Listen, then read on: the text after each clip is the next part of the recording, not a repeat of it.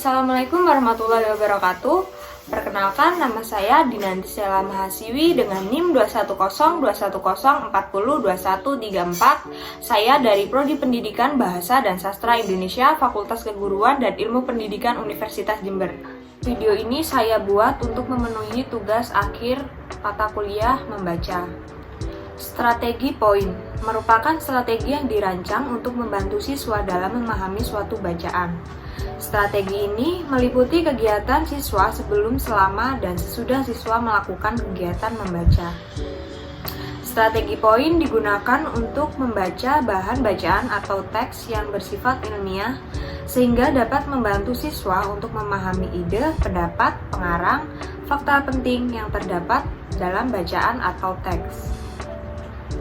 Berikut 5 tahapan yang dilakukan dalam pembelajaran membaca pemahaman dengan strategi poin. P. Purpose, overview. I. Interpret, and note. T. Test. Kelima tahapan tersebut mewakili unsur-unsur terpenting dalam proses belajar memahami suatu bacaan. Dengan strategi ini, diharapkan pembaca dapat mengingat isi bacaan untuk keperluan tes atau pengujian dan kegunaan yang lain. Berikut penjabaran tahapan-tahapan strategi poin yang dikemukakan Hill 1979. Yang pertama yaitu purpose. Sebelum kegiatan membaca dilakukan terlebih dahulu, siswa menentukan tujuan yang ingin dicapai. Tujuan tersebut disesuaikan dengan teks atau bacaan yang diberikan guru. Siswa menentukan tujuan dengan bantuan pertanyaan berdasarkan informasi yang ingin diketahui dari teks yang akan dibaca.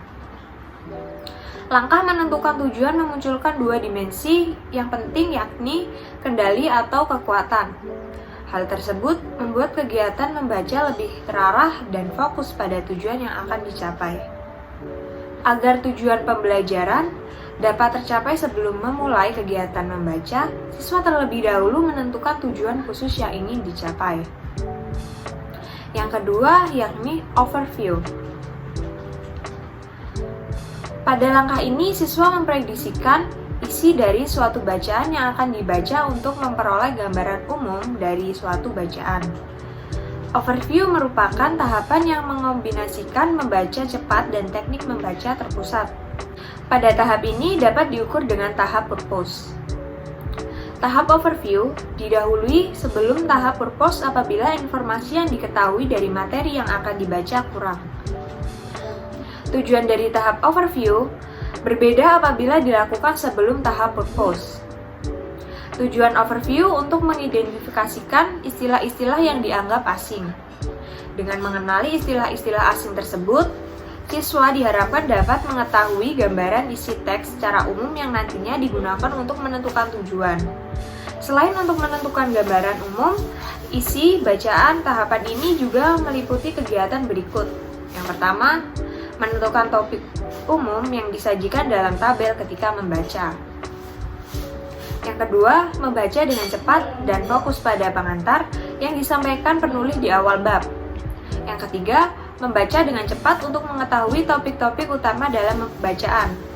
Yang keempat, membaca cepat kalimat utama di tiap bagian yang meragukan. Dan yang kelima, berpikir beberapa menit untuk memperkirakan isi bacaan secara keseluruhan. Yang ketiga, interpret. Tahapan ini meliputi kegiatan membaca secara intensif. Pada tahap interpret, siswa diminta untuk membaca sekaligus menganalisis isi bacaan secara detail mengacu pada kerangka yang telah dibuat pada tahap overview. Membaca secara detail dan menyeluruh tergantung pada tujuan khusus yang ingin dicapai pada pembelajaran. Apabila materi yang terkandung dalam bacaan mudah dipahami, analisis dapat dilakukan dengan membaca cepat.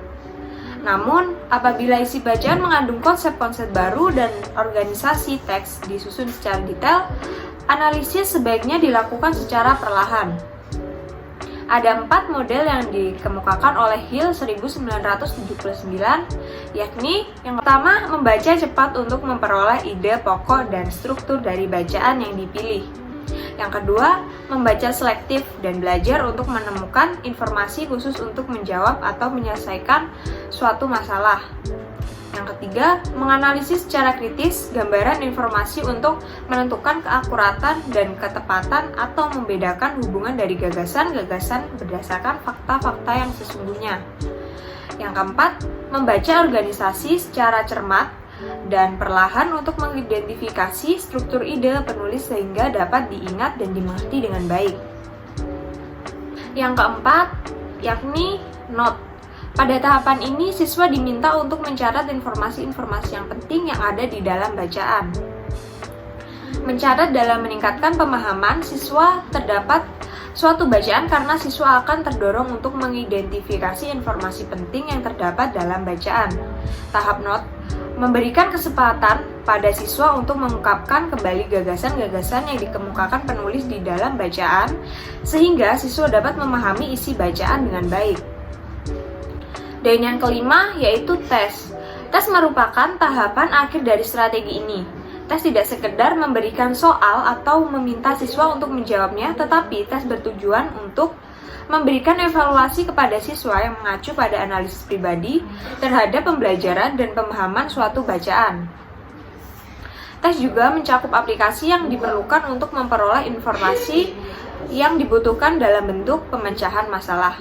Sekian video ini saya buat, semoga bermanfaat. Wassalamualaikum warahmatullahi wabarakatuh.